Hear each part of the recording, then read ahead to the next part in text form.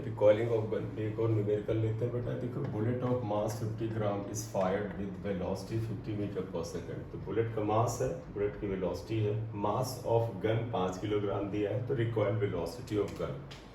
Simple सा तरीका है, आप कहते हैं कि ये अगर मान लीजिए गन है, ये गन हुआ, इसका मास अगर हम m2 मान लें दैट इज़ 5 किलोग्राम। ये यहाँ पर बुलेट है बेटा, बुलेट का मास m1 मान लीजिए वो 50 ग्राम है, इसे किलोग्राम में कर लीजिएगा 10 पावर माइनस 3 kg, इसका मतलब 5 इंटू 10 पावर माइनस 2 किलोग्राम। ये बिफोर फायरिंग बेटा, ये आप बना लो बिफोर फायरिंग, करेक्ट। अब अगर आफ्टर फायरिंग जाए यहाँ पर तो देखिए क्या होगा। आफ्टर फायरिंग, आफ्टर फायरिंग यहाँ क्या होगा, देखिएगा ये गन जो है जिसका मास हमने m2 से लिया है 5 किलोग्राम, ये पीछे की तरफ रिक्वायर है। तो आप इसका डायरेक्शन मत दीजिए, आप मान लीजिए लेट वेलोसिटी इज v2 और बुलेट की वेलोसिटी इन्होंने दी है m1 है मास बुलेट का 5 इंटू 10 पावर माइनस 2 किलोग्राम और velocity of bullet is 50 metre per second. आप इसे v1 मान लीजिए 50 मीटर पर सेकेंड, ये तो दे ही रखा है यहाँ, ठीक है। तो ये आफ्टर फायरिंग है बेटा, ये बिफोर फायरिंग है। बाय लॉ ऑफ कंजर्वेशन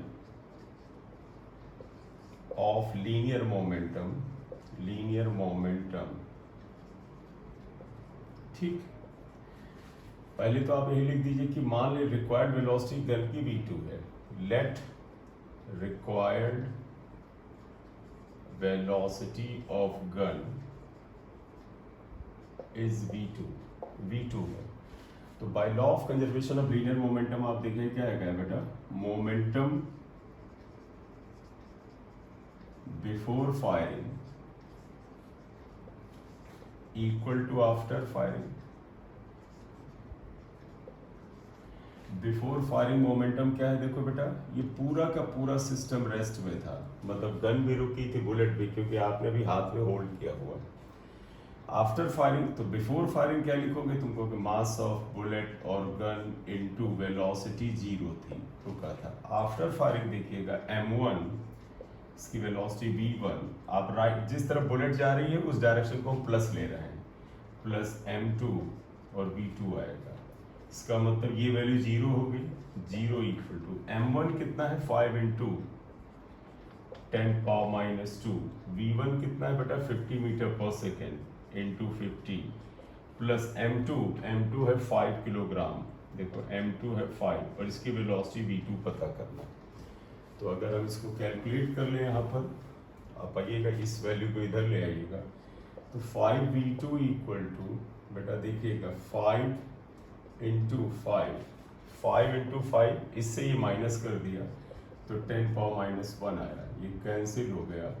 तो v2 इक्वल टू देखिए 5 इंटू 10 पावर माइनस 1, इसका तो v2 equal to 0.5 metre per second, ये वेलोसिटी ऑफ गन आ गया। अगर गौर से देखें यहाँ साइन हमने जब इसको लेफ्ट में ले गए तो यहाँ माइनस आ जाएगा, माइनस साइन कैरी करने से आंसर माइनस में आएगा, और माइनस का मतलब है कि गन बेटा बुलेट की डायरेक्शन के अपोजिट जाएगी। बुलेट अगर दाहिने जाएगी तो गन जो होती है वो बाएं जाती है, राइट।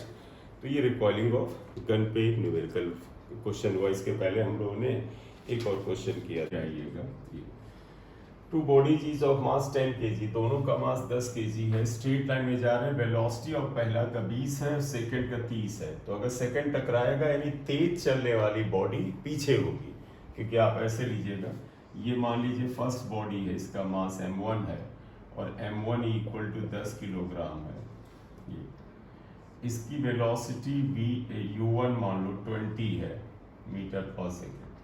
अब अगर टक्कर होगी तो इसका मतलब जो पीछे है बॉडी m2, इसके m2 की वैल्यू भी 10 किलोग्राम है, इसकी वेलोसिटी ज़्यादा होनी चाहिए तभी तो टक्कर हो पाएगी, नहीं तो नहीं हो पाएगी। ये बिफोर कोलिजन है बेटा। आफ्टर कोलिजन देखिएगा क्या होता है, दोनों बॉडीज एक दूसरे में स्टिक कर जाती हैं, मतलब इसने कहा कि दोनों बॉडीज एक दूसरे में स्टिक कर गई, चिपक गई बेटा आपस में।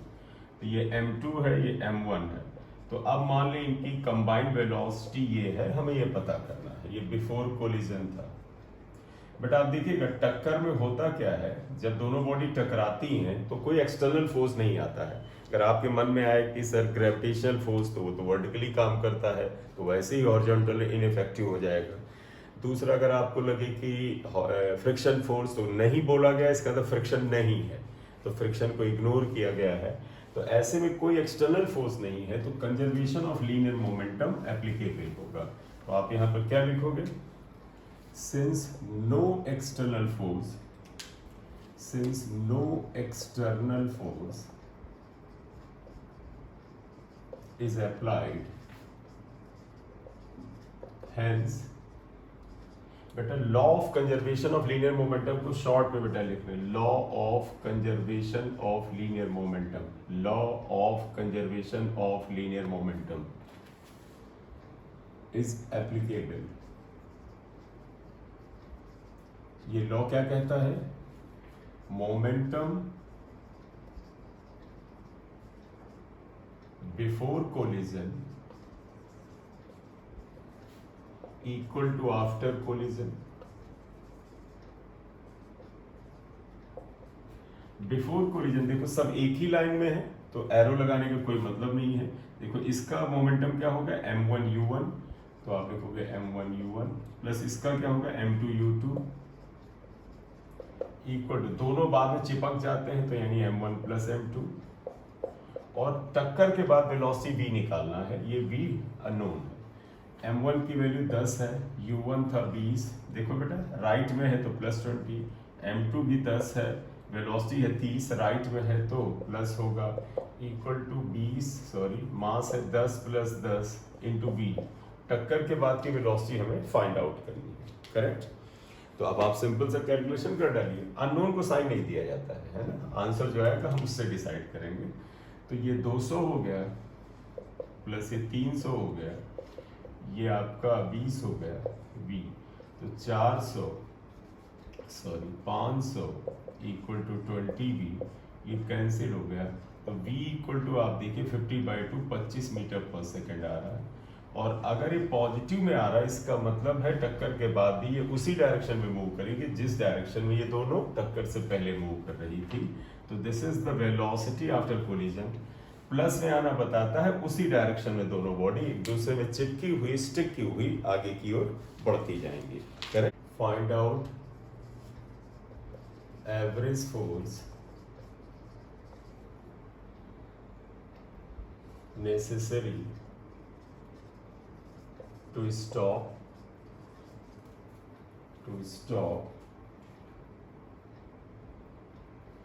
a hammer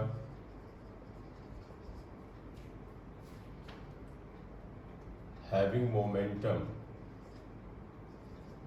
मतलब लीनियर मोमेंटम होगा p Newton second in 0.5 second. तो ये कह रहे हैं एक बेटा हैमर जिसका लीनियर मोमेंटम p न्यूटन है, p न्यूटन सेकेंड है, उसको रोकने में 0.5 सेकेंड में रोकने पे इतना मोमेंटम है, कितना एवरेज फोर्स लगेगा। तो आप सोल्यूशन में आइएगा, तुम्हें पता है वी नो दैट, आपको पता है we know that, what do you we know? F delta T equal to, अगर आप देखें तो डेल्टा पी होता है, तो आप ध्यान रखना एवरेज फोर्स आ जाएगा delta P upon delta T. और अगर आप इसे लिखना चाहें एरो में तो एरो भी लगा सकते हैं, तो ये आ जाएगा F equal to delta P होगा P final minus P initial upon delta T को डेल्टा टी रहने दो। अब आप खुद देखिएगा पी फाइनल का मतलब एम वी फाइनल माइनस, या जो जिसमें इन्होंने वैल्यू दी वही लिखते हैं। तो find out average force necessary to stop the hammer. तो आप देखिए अगर हैमर रुक गया है तो पी फाइनल तो 0 होगा, तो पी फाइनल 0, पी इनिशियल को पी दिया है, आप ये रख लें, यहाँ पर यहाँ लिख देना सिंस हैमर इज स्टॉप्ड, इसका मतलब v फाइनल 0 होगा और देयरफॉर p फाइनल जो कि mv फाइनल होता है वो भी 0 होगा, करेक्ट? तो अपॉन डेल्टा t 0.5 आएगा, तो अगर आप देखें तो F equal to minus P upon 0.5, हटाइए इसे तो यहाँ पर 10 हो जाएगा, कैंसिल करिए 2, तो F equal to minus 2p आएगा। माइनस का मतलब हुआ ये फोर्स किस पे आ रहा है बेटा, देखो ये यहाँ पर जिसका चेंज इन लीनियर मोमेंटम हुआ, तो हैमर का लीनियर, देखो आप फिर से सुनिएगा, F delta T equal to delta P, यानी this is change in linear momentum, और उससे जो फोर्स माइनस आ रहा है इसका मतलब ये फोर्स किस पे लगेगा, हैमर पे लगेगा। तो आदमी कितना फोर्स लगाएगा, उसके अपोजिट लगाएगा, तो ये माइनस के बजाय प्लस हो जाएगा। By third law of Newton, third law of Newton, force applied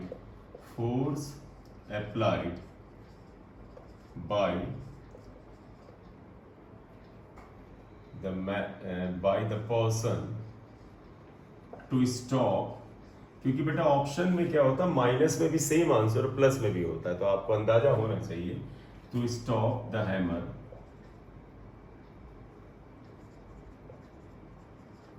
equal to plus 2p आ जाएगा, तो आंसर प्लस 2p आ जाएगा, यहाँ पर ये वैल्यू आ गई।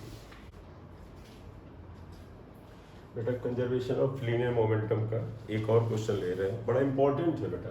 देखो, body at rest explodes into 3 parts having masses in the ratio 1:1:3। तो एक बॉडी है बेटा, वो धमाका होता 3 हिस्सों में बट जाती है, 3 हिस्से का मास जो है 1:3 के रेशियो में होता है।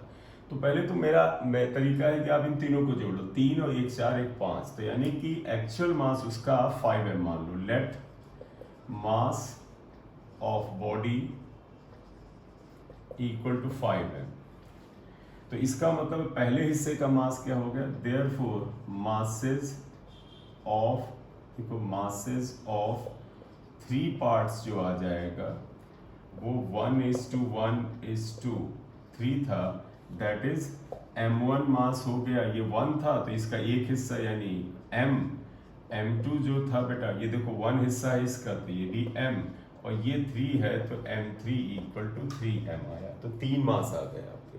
ठीक, तो आप जितना हो उसका टोटल कर लोगे तो कैलकुलेशन में थोड़ी सी कम प्रॉब्लम होती है। अब ये कहते हैं कि ये 3 हिस्सों में एक्सप्लोड होता है। देखो बिफोर एक्सप्लोजन क्या है, इसका मास 5m है और फाइनल इनिशियल वेलोसिटी 0 है, ये बिफोर एक्सप्लोजन है। तो ये बिफोर एक्सप्लोजन ये स्थिति थी बेटा, बिफोर एक्सप्लोजन ये स्थिति थी कि ये रेस्ट में था, वेलोसिटी 0 थी। आफ्टर एक्सप्लोजन क्या हो रहा है, थोड़ा सा डायग्राम बना लेने में बहुत अच्छा रहता है। आप ये मासेस में हटा देता हूँ, 1 3 ये आ गया था, आपको दिख गया, ये भी आप हटा दो, मास इसका 5m लिया था, दिख ही गया। तो आप देखिए आफ्टर एक्सप्लोजन क्या होता है, जरा समझिएगा। जहां पर एक्सप्लोजन हुआ वहां से 2 हिस्से 90 डिग्री के गए, तो आप देखो, आप कहोगे कि सर एक m1 पार्ट जो था वो m के बराबर था, वो इधर की ओर गया और उनकी वेलोसिटीज v ली हैं, तो इन्होंने कहा इसकी वेलोसिटी v है। दूसरा 90 पे गया, ये m मास है, से आप m2 ले लो, ये भी 90 पर, ये भी स्पीड से गया। अब ये कहते हैं तीसरा पार्ट किधर गया, किसी भी तरफ मान लो, हालांकि कंजर्वेशन ऑफ लीनियर मोमेंटम का इधर जाएगा, लेकिन आप जिधर भी मान लो लेट थर्ड पार्ट जो है जिसका मास 3m के बराबर है, 5m का 30 हिस्सा बेटा, देखो 5m का 3 हिस्सा, सपोज इसकी वेलोसिटी v डैश है, ठीक है, और ये किसी डायरेक्शन में जा रहा है। आप अभी अननोन मानो, अननोन को कुछ भी साइन वाइन ना दो किधर जाएगा, तो आप पहले तो यही ले लें, let third part goes with velocity कुछ मान लीजिए v डैश, ये हमें फाइंड आउट करना है।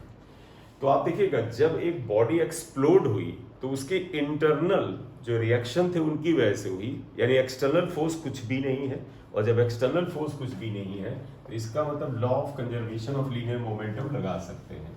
तो यहाँ पे ध्यान रखना, एक्सप्लोजन में एक्सटर्नल फैक्टर कुछ नहीं आया, तो आप यहाँ क्या लिखोगे, since F external equal to 0, therefore by law of conservation of linear momentum, सुनिएगा बेटा, momentum before explosion equal to after explosion, और इसे बेटा आप ध्यान रखना वेक्टर में करना, वेक्टर में करोगे तो कैलकुलेशन कम होंगे, अच्छा रहेगा। देखो बिफोर एक्सप्लोजन 5m रेस्ट में था, तो एक्सप्लोजन से पहले मोमेंटम था 5m इंटू 0, क्योंकि मास इंटू वेलोसिटी होता। आफ्टर एक्सप्लोजन, हाँ ये आपके मन में प्रश्न आ सकता है कि सर 90 डिग्री पे आपने एक्स एक्सिस और वाई एक्सिस पे क्यों लिया? आपकी चॉइस। अगर क्वेश्चन में वो ना बताएं कि वो नॉर्थ ईस्ट साउथ वेस्ट कहीं जा रहा है, तो आप 90 डिग्री किधर भी लें, तो हमने एक इधर ले लिया, इधर ले लिया, हम आसान वाला ही लेंगे जिसमें दोनों प्लस हो। तो इसमें आप पूरी तरह से आजाद हैं इसकी डायरेक्शन को लेने के लिए, ठीक है। तो इसको हमने एक्स एक्सिस पे लिया, तो पता है, तो मैं अगर एक्सप्लोजन के बाद कहूं ये मास m है, इसकी वेलोसिटी v है, किस डायरेक्शन में? एक्स एक्सिस, तो इसका मोमेंटम हुआ mv, क्योंकि ये एक्स एक्सिस है तो आप इसको लिखोगे mv i cap. i cap is unit vector along x axis. इसका मोमेंटम देखो क्या है, मास ये है, वेलोसिटी ये है, तो मोमेंटम आएगा mv, और ये y एक्सिस पर है तो j कैप लिख लो। और थर्ड को पता नहीं किधर है, तो इसे तुम्हें एरो बस दे देना चाहिए। तुम कहोगे थर्ड का पता नहीं, मास 3m है, वेलोसिटी v डैश है, और ये हमें पता करना है किधर है, तो इसे कोई i j k कैप नहीं दोगे, करेक्ट। अब अगर हम इसे सॉल्व करें तो देखो क्या आएगा, यहाँ पर अगर आप इन दोनों को इधर निकाला है क्योंकि ये 0 हो गया, ये दोनों इधर ले आए, तो माइनस mv अगर आप कॉमन ले लें तो i cap plus j cap equal to 3mv dash का एरो लगा लेना बेटा, क्योंकि वेक्टर में आता है।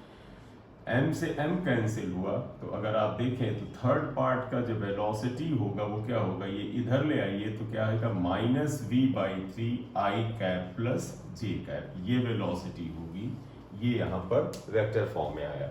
यानी कि अगर दो हिस्से x और y एक्सिस पे गए हैं, तो ये तीसरे हिस्से में देखो माइनस आ रहा है, इसका तो तीसरा हिस्सा इधर नहीं जाएगा, इधर जाने वाला है, क्योंकि माइनस आई कैप मतलब ये एक्सिस, ये माइनस आई कैप, माइनस जे कैप मतलब ये एक्सिस, माइनस जे कैप, और इधर कहीं डायरेक्शन में जाएगा, एंगल निकाला जा सकता है। तो ये आंसर हुआ।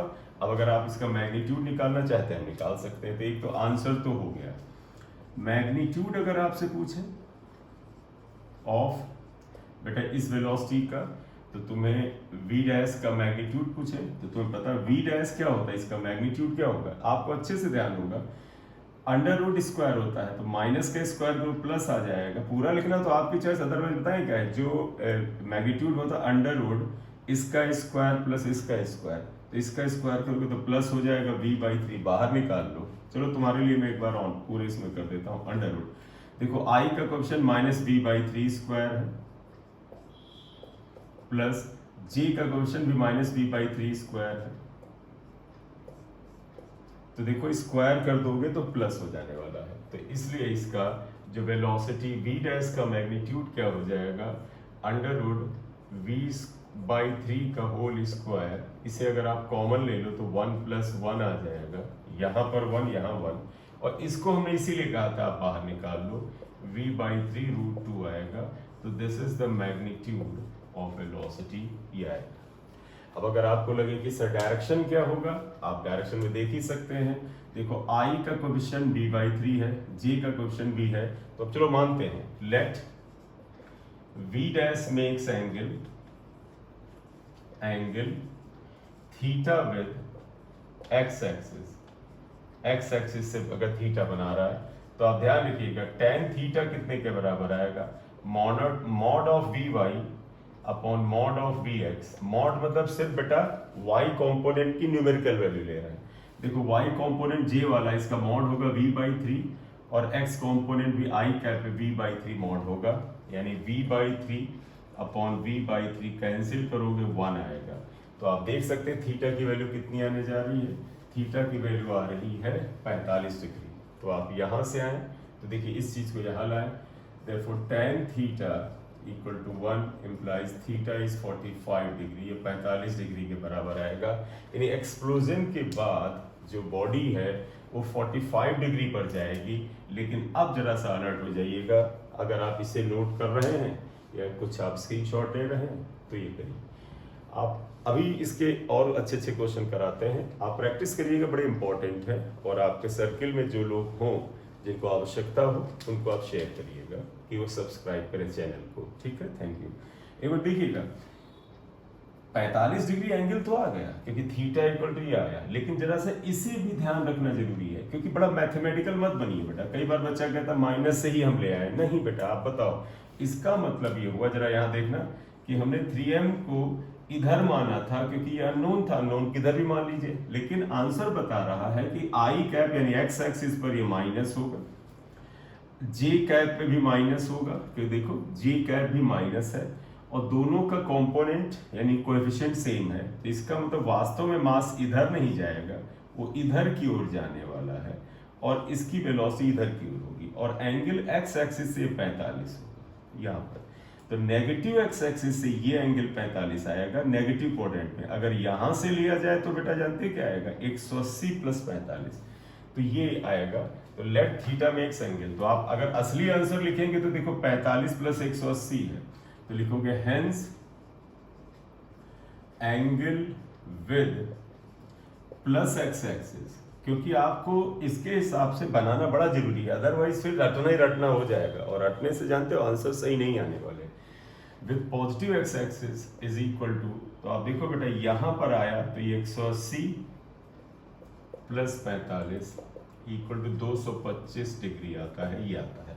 हालांकि क्वेश्चन में इन्होंने ऐसा कुछ नहीं दिया है कि एक हिस्सा पॉजिटिव एक्स पे इस पे जाता है, हम अगर पॉजिटिव एक्स पे इसे पॉजिटिव वाई पर तब ही आता है, अदरवाइज ऐसे क्वेश्चन में जिसमें वो डायरेक्शन को बड़ा क्लियर कट नहीं देंगे कि भैया वो किस कोऑर्डिनेट की तरफ जा रहा है, पॉजिटिव एक्स या minus axis, Y axis, Z axis, north east south west, तो ऐसे में आमतौर पे एंगल नहीं निकलवाते हैं क्योंकि एंगल तो तभी निकलवाएं जब वो खुद का एंगल प्रोवाइड करें। करेक्ट, तो ये आ गया क्वेश्चन, प्रैक्टिस कर लीजिएगा, इंपॉर्टेंट होता है क्वेश्चन। डायग्राम बनाना आपको आना चाहिए और इंपॉर्टेंट है। क्लियर। एंड यूरेनियम न्यूक्लियस जिसका बेटा मास नंबर जो है वो इन्होंने दे रखा है U-235 emits an alpha particle due to which remaining nucleus requires. तो बेटा एक यूरेनियम न्यूक्लियस है, उसका मास नंबर 235 है, मास नंबर को ही मास लेकर के चले, ठीक है।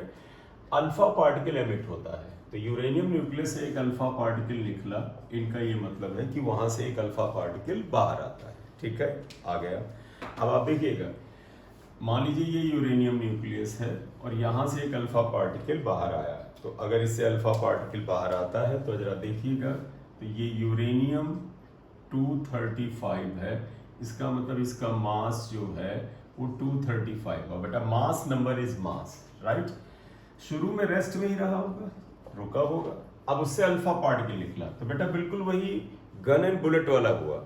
जैसे गन से बुलेट आगे निकलती है तो गन पीछे जाती है, वैसे यूरेनियम, मान लीजिए ये यूरेनियम है, इससे अल्फा पार्टिकल अगर इधर निकला तो यूरेनियम का जो रिमेनिंग मास है वो पीछे की ओर जाएगा।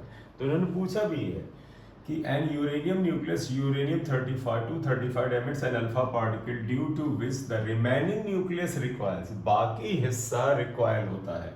Find the ratio of the kinetic energy of uranium nucleus, या न्यूक्लियस का मतलब है जो रिमेनिंग पार्ट है, एन अल्फा पार्टिकल।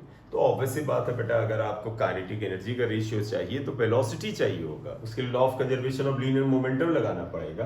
तो देखो शुरुआत में यूरेनियम रेस्ट में था, रिक्वायर हुआ, उसके बाद क्या हुआ, देखो एक अल्फा पार्टिकल यहाँ से निकल गया, ये अल्फा पार्टिकल है। अल्फा पार्टिकल तो पता है हीलियम न्यूक्लियस होता है, अल्फा पार्टिकल जो है बेटा वो हीलियम न्यूक्लियस है, हीलियम, इसका मास नंबर 4, एटॉमिक नंबर 2 हुआ। तो इसका मतलब आप इसके मास को अगर आप m2 मान लें तो ये इसको m मान लीजिए, यूरेनियम पे m, तो आप देखो m2 इक्वल टू कितना हो, ये बेटा ये मास नंबर है 4 होता है। तो alpha particle is helium nucleus, mass number is 4, तो मास इसका ये हुआ। ये रिमेनिंग पार्ट है बेटा, तो आप बताइएगा रिमेनिंग पार्ट का जो मास होगा वो कितना होगा। तो अगर मैं कहूँ इस रिमेनिंग पार्ट का मास हुआ 235 में से 4 माइनस करिए, 235 माइनस 4 इक्वल टू 231, तो इसका मास जो बचा है रिमेनिंग पार्ट ये 231 बचा। कहते हैं कि यहाँ पर रिक्वायर्स अल्फा पार्टिकल, तो ऑब्वियस बात है अल्फा पार्टिकल को कुछ वेलोसिटी होगी, बट आप समझिएगा इसकी वेलोसिटी और इसकी वेलोसिटी अगर आप ले लें तो मान लेते हैं इसकी वेलोसिटी, क्योंकि m2 माना है तो v2 मान लेते हैं, और इसकी वेलोसिटी कुछ रिक्वायर अपोजिट होगा, जिधर भी मान लो, डायरेक्शन को लेके चिंता मत करो, आंसर में आ जाएगा। ये आपको पता है जिधर अल्फा पार्टिकल जाता है इसके ये अपोजिट जाने वाला है, करेक्ट। या ठीक। तो इन्होंने रेशियो पूछा है तो बाय, तो आप देखिएगा पहले तो बताइएगा बाई, क्योंकि हमें v1 या v2 में एक रिलेशन मिल जाए या वैल्यूज मिल जाए। देखते हैं क्या मिलता है। By law of conservation of linear momentum, आप देखिए क्या आएगा, मोमेंटम या अब शॉर्ट में लिख दें बेटा, initial momentum equal to final momentum. Initial momentum में तो घटना से पहले, तो देखो क्या हुआ, 235 मास है लेकिन वेलोसिटी 0 है। घटना के बाद देखो 231 मास है, 231 इंटू वेलोसिटी v1 है, पड़ा रहने दो। और इसको आप देखिएगा ये है 4 और इसकी वेलोसिटी v2 है।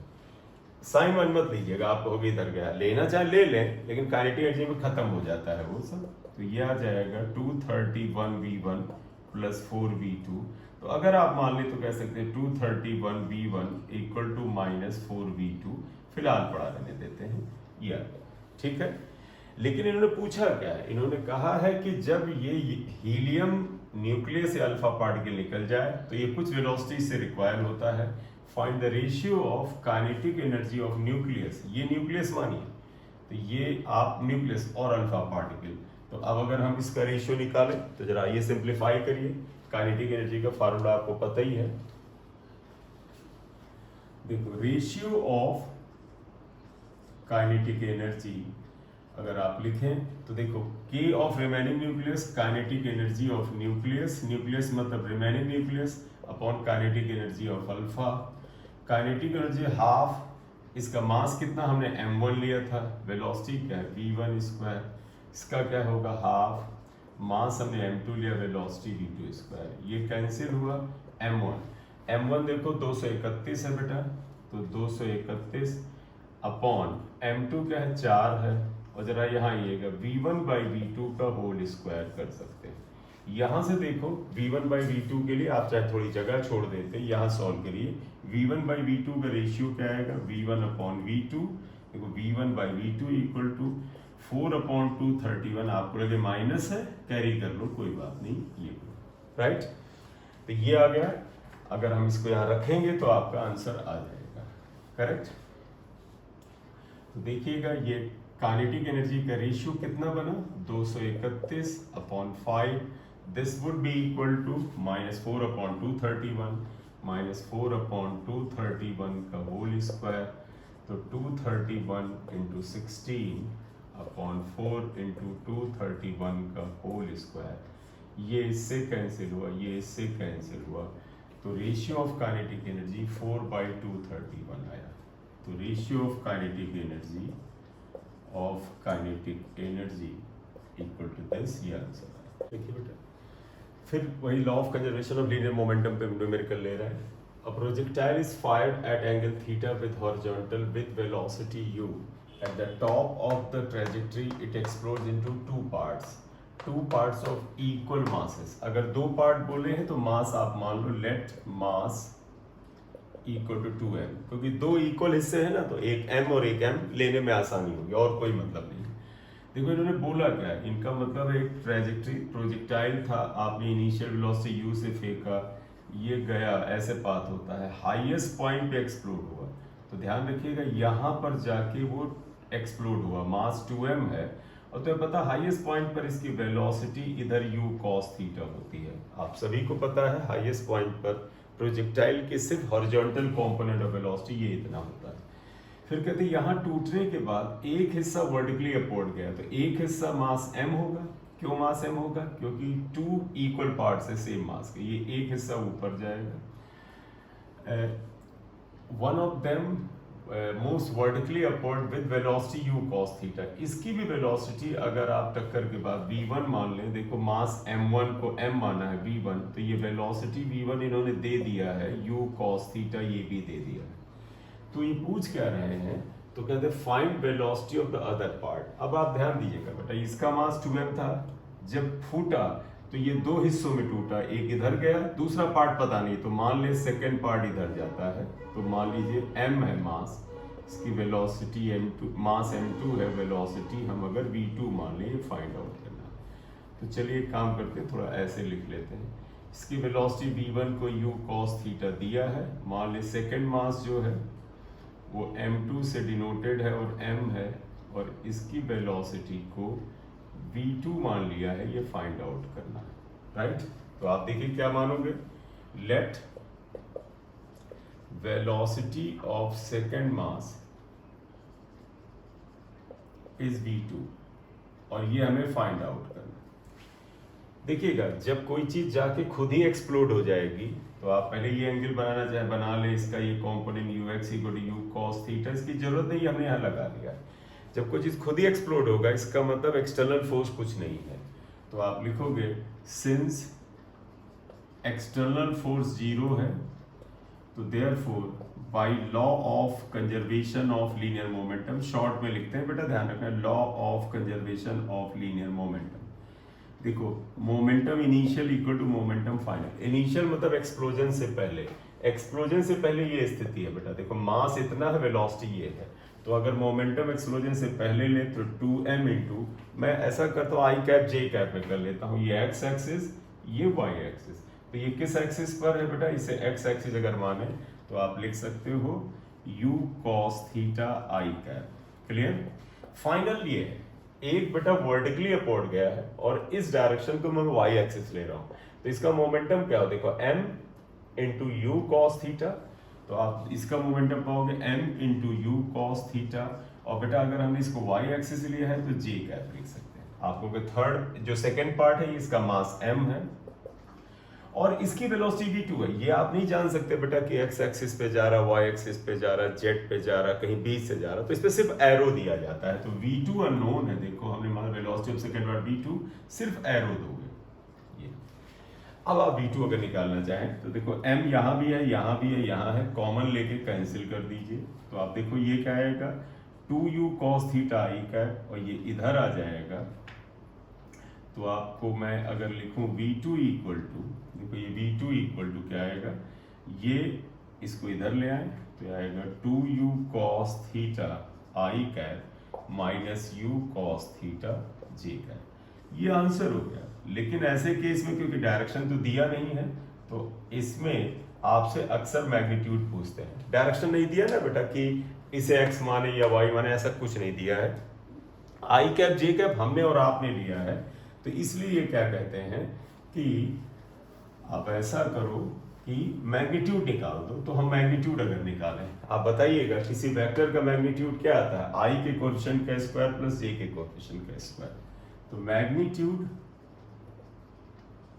अगर हम v2 लिखें तो आएगा अंडर रूट, आप देखिए क्या, i का coefficient 2u cos theta whole square plus minus u cos theta का होल स्क्वायर। तो आप लिखें तो ये हो जाएगा 4u square cos square theta plus u square cos square theta. तो ये बेटा v2 का मैग्नीट्यूड आएगा under 5u square cos square theta. अगर u square cos square theta को कॉमन निकाल लो तो √5 अंदर रहेगा, आंसर ये आएगा। This is the magnitude of velocity. तो ये वेलोसिटी का मैग्नीट्यूड है। क्लियर। इसको नोट कर लें, थोड़ा सा मार्जिन लेना, टाइम ले लें, फिर आगे बढ़ें। जो पिछला क्वेश्चन बेटा प्रोजेक्टाइल के एक्सप्लोजन का कराया था, उसी का अगला पार्ट है। देखिए क्या बोला है, in previous problem if one part is retracing its original path then find the velocity of the other part. याद करो पिछले क्वेश्चन के सोल्यूशन में हमने क्या किया था, एक प्रोजेक्टाइल था, जरा ध्यान दीजिएगा, इसको हमने, ये जो प्रोजेक्टाइल था यहाँ से प्रोजेक्ट किया, उसकी वेलोसिटी u थी, एंगल ऑफ प्रोजेक्शन थीटा था, वो हाईएस्ट पॉइंट पे जाकर के एक्सप्लोड हुआ था। आपको ध्यान होगा एक्सप्लोड हुआ हाईएस्ट पॉइंट पर, और जब ये हाईएस्ट पॉइंट पर एक्सप्लोड हुआ तो इसका एक्चुअल में ध्यान दीजिएगा मास क्या था, इसका मास जो था वो 2m था, राइट। हाईएस्ट पॉइंट पे ये रुका हुआ नहीं था, इसकी वेलोसिटी ये थी u cos थीटा है और इस वेलोसिटी से जा रहा था यहाँ पर, तो ये इसकी वेलोसिटी थी, करेक्ट। अब इन्होंने कहा ये दो हिस्सों में टूटता है, आप ध्यान देना, दो हिस्सों में टूटता है, एक हिस्सा इसी पाथ को रिट्रेस करता है। तो इनके हिसाब से जब ये दो हिस्सों में टूटता है तो एक जो है पार्ट इसको रिट्रेस करता है। जैसे अगर आप वेलोसिटी निकालें तो ये u हुआ, ये थीटा हुआ। देखो ये दो हिस्सों में टूटा और इसका एक पार्ट जो है इसके मास को m ले लें, इसका मास 2m है क्योंकि दो इक्वल हिस्सों में डिवाइड है, तो ये रिट्रेस करना। अगर आप चाहते हो कि ये इसी रास्ते पे जाए तो इसकी वेलोसिटी इस वाले की वेलोसिटी जिस तरफ थी यानी हाईएस्ट पॉइंट पे u cos थीटा, इसकी velocity u cos theta opposite direction में होना चाहिए। तो अगर आप चाहते हैं कि इसी पाथ को फॉलो करें तो इसकी just after explosion velocity should be equal to u cos theta, क्योंकि before explosion u cos theta थी। तो कहते बताइए अदर पार्ट किधर जाएगा, किधर भी जाए, मान ले अदर पार्ट ये चला गया तो आप इसे m1 मान लीजिए m था, इसे m2 मान लीजिए m है, और अदर पार्ट की वेलोसिटी को फिर से आप v2 मान लीजिए, ये m2 m है ये। तो टू रिट्रेस, जरा इसे ध्यान रखिएगा, retrace the same path, initial velocity of that part, initial velocity of that part should be u cos theta, ये u cos theta होनी चाहिए। let velocity of other part is v2, ये पता करना है।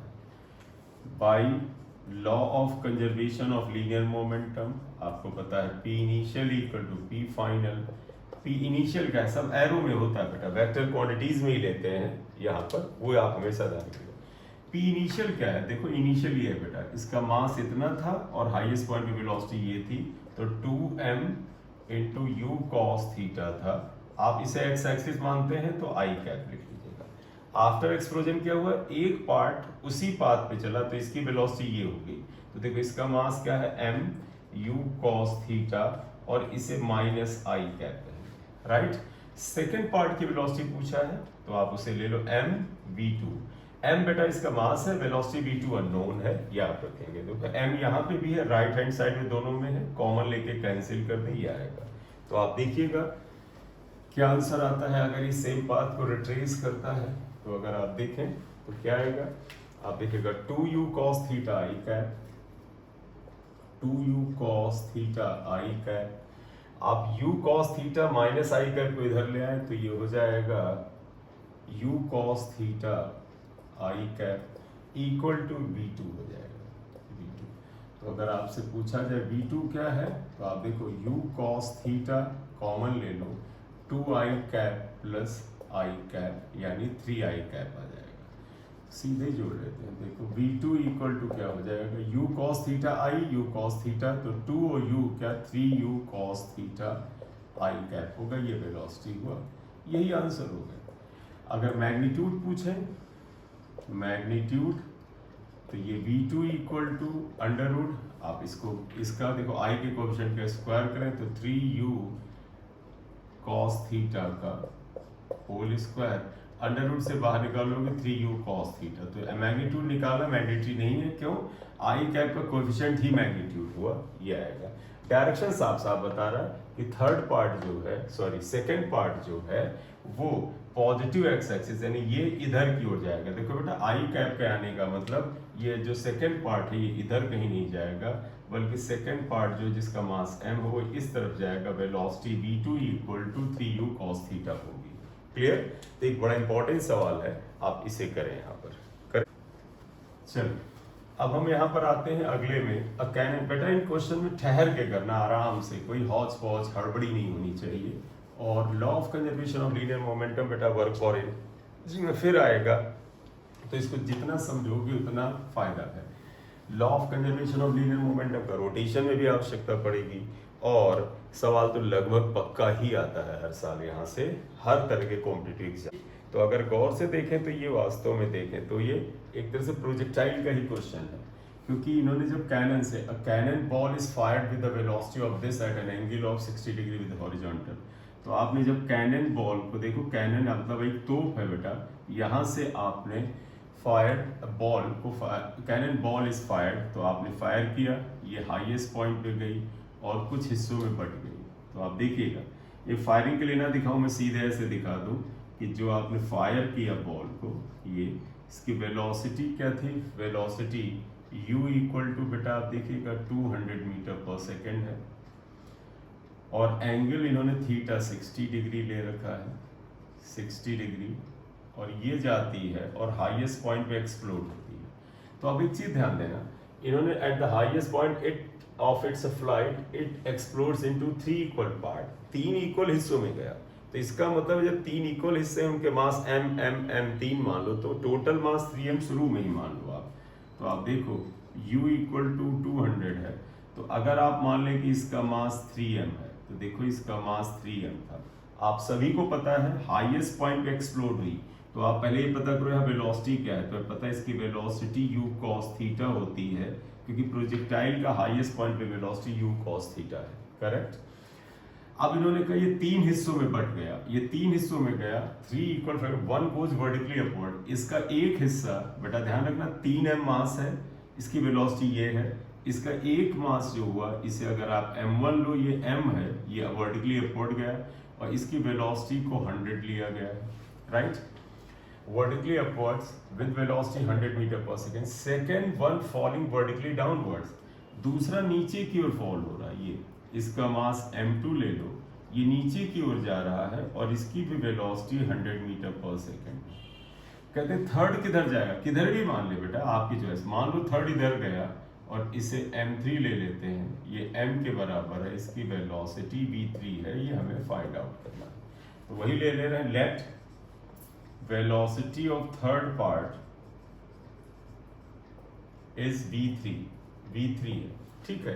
देखो बेटा कोई चीज आप ऊपर जाके एक्सप्लोड हुई, इसका मतलब एक्सटर्नल फोर्स नहीं है, law of conservation of linear momentum आप आसानी से लगा सकते हैं। तो आप यहाँ क्या लिखेंगे, by law of conservation of linear momentum.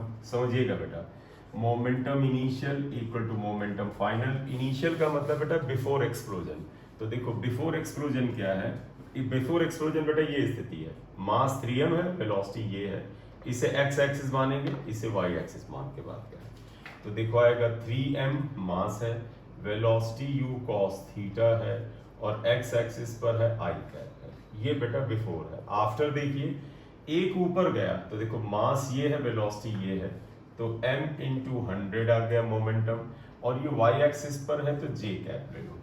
एक नीचे की ओर गया बेटा, तो आप ध्यान दीजिएगा ये है m इंटू 100, तो देखो नीचे वाला भी मास m था, 100 वेलोसिटी था, और इंटू माइनस j कैप आएगा। माइनस क्यों बेटा, क्योंकि नीचे की ओर जा रहा है, पॉजिटिव y एक्सिस ऊपर है, नेगेटिव y एक्सिस नीचे है।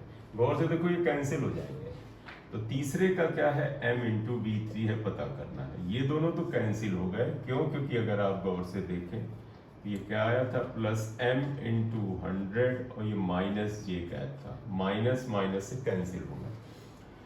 अब आप देखिएगा 3mu cos theta i cap equal to mv3 आता है, ये कैंसिल हुआ, इसलिए v3 की velocity 3u cos theta i cap होगा। इसका मतलब क्या समझे बेटा, इसका तो जो तीसरा हिस्सा होगा 3u cos थीटा के वेलोसिटी से जाएगा, किधर जाएगा, आई कैप, यानी इसी डायरेक्शन में जाने वाला है, इस तरफ जाने वाला है, राइट, ये इस डायरेक्शन में जाने वाला है, करेक्ट। तो ये आंसर आ जाएगा 3u cos थीटा आई कैप। अच्छा वैल्यूज दे रखी तो रख लेते हैं, तो आप ध्यान दीजिएगा u की वैल्यू 200 था, तो आप ये लिख दो 3 इंटू यू था 200, और cos थीटा था cos 60, ये आएगा। cos 60 आपको पता sin 30 के बराबर होता है, यानी हाफ आ जाएगा।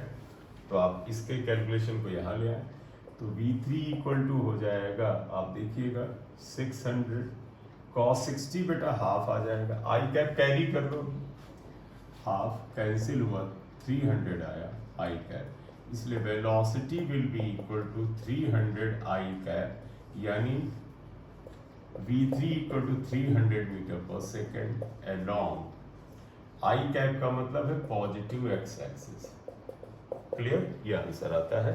तो 300 I cap along horizontal positive X axis पे जाएगा। एक बड़ा इंपॉर्टेंट सवाल है, यहाँ तक आप इसे करिए, क्लियर।